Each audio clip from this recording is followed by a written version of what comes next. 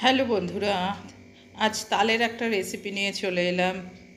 বর্তমানে বাজারে প্রচুর পরিমাণে তাল পাওয়া যাচ্ছে, আর আমরা তাল দিয়ে বিভিন্ন ধরনের রেসিপি করছি বাড়িতে। তার মধ্যে একটা হচ্ছে তালের পাটিসাপটা পিঠে। দেখো দেখতে কতটা সুন্দর হয়েছে, আর এটা খেতেও সত্যি দুর্দান্ত হয়। আমি কিভাবে আজ তালের পিঠে করেছি সেটাই তোমাদের সাথে শেয়ার করছি। ভিডিওটি ভালো লাগলে তোমরা অবশ্যই, যারা এখনও এই পিঠে তাল দিয়ে তৈরি করনি, অবশ্যই ট্রাই করে দেখো আর আমাকে কমেন্ট করে জানিও কেমন লেগেছে তোমাদের ভিডিও। চলো দেখে নেওয়া যাক কীভাবে আমি এই তালের পাটিসাপটা পিঠে তৈরি করেছি। দেখো 4 টেবিল স্পুন নিয়ে নিলাম চালের গুঁড়ো, 5 টেবিল স্পুন নিয়ে নিচ্ছি ময়দা, আর এর সাথে 4 টেবিল স্পুন নিয়ে নিয়েছি চিনি। শুকনো উপকরণগুলো প্রথমে চামচ দিয়ে আমি খুব ভালো করে নেড়েচেড়ে মিশিয়ে নিচ্ছি। তালের বিভিন্ন পিঠে আমরা তৈরি করছি, আর পাটিসাপটা পিঠে তো খেতে দুর্দান্ত হয়, আর সেটা যদি তালের হয় তাহলে তো আর কোনো কথাই নেই। দেখো আমি এর মধ্যে 2 হাতা তালের ক্ষীর দিয়ে দিলাম।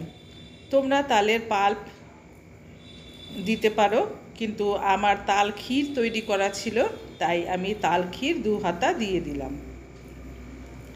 এটা তাল ক্ষীর দেওয়ার ফলে খেতে আরও অনেক বেশি টেস্টি হয়েছিল। আমি এটা বানিয়ে তারপরই তো তোমাদের সাথে শেয়ার করছি, আর খেতেও দুর্দান্ত হয়েছিল বন্ধুরা। দেখো এর মধ্যে আমি দুধ দিয়ে আগে থেকে জাল করে ঠান্ডা করে রেখেছিলাম দুধ। সেই দুধ আমি একবারে দিচ্ছি না, মোটামুটি 2-3 বারে দুধ দিয়ে আমি একটা ব্যাটার তৈরি করে নেব। বন্ধুরা তোমরা এভাবে তৈরি করে দেখো। তাল ক্ষীর দিতে হবে এমন কোনো কথা নেই, আমার তাল ক্ষীর তৈরি করা ছিল তাই আমি দিয়েছি। তোমরা তালের পাল্প দিয়ে এটা তৈরি করবে। দেখো একটা স্মুথ ব্যাটার আমি তৈরি করে নিচ্ছি।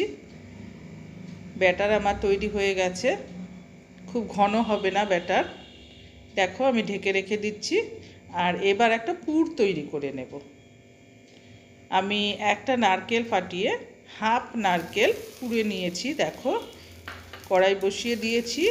এবার গ্যাসে প্রথমে কড়াইটা আমি গরম করে নিয়েছি, তারপর গ্যাসের ফ্লেম লোতে করে আমি নারকেল দিয়ে দিয়েছি। নেড়েচেড়ে নিয়ে আমি এবার গুড় দিয়ে দেব। দেখো বাটিতে আমি গুড় নিয়ে নিয়েছি, গুড় দিয়ে দিলাম। এবার আমি গুড়ের সাথে নারকেল খুব ভালো করে মিশিয়ে নেব। গ্যাসের ফ্লেমটা আমি লো থেকে মিডিয়ামে রেখে আমি এই পুর তৈরি করে নেব। বন্ধুরা আমার খুব ঠান্ডা লেগেছে, মানে সর্দি হয়েছে, তাই কথা বলতে একটু প্রবলেম হচ্ছে, কথাগুলো আটকে আটকে যাচ্ছে। দেখো বন্ধুরা, মানে বাটিতে যে গুড় লেগেছিল সেটাও আমি দিয়ে দিয়েছি। এবার নেড়ে চেড়ে নিচ্ছি। দেখো এর থেকে জল বেরিয়ে এসেছে, এই জল আমি শুকিয়ে নেব।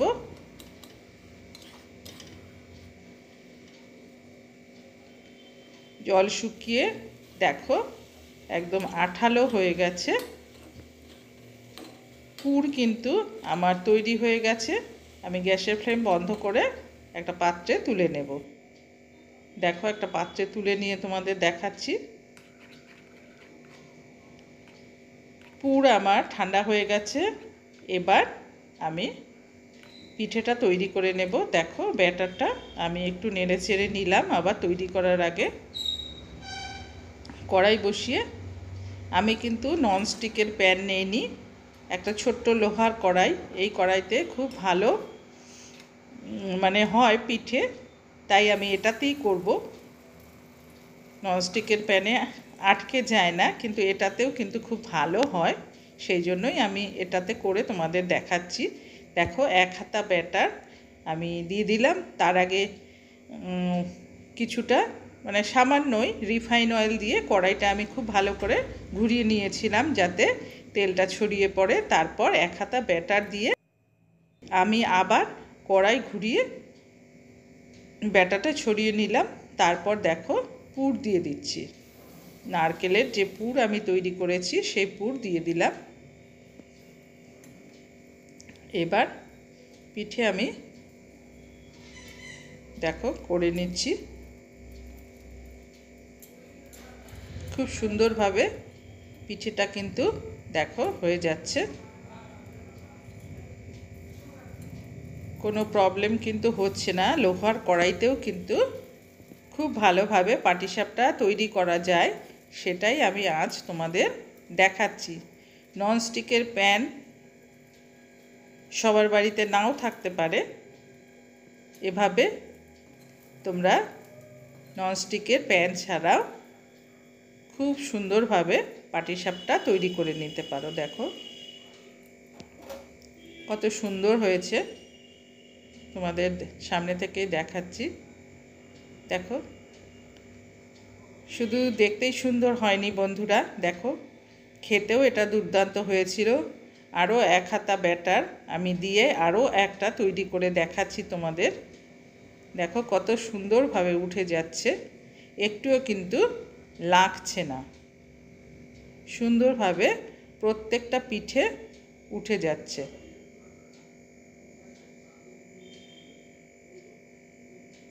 দেখো আরও একটা পিঠে আমার তৈরি হয়ে গেল।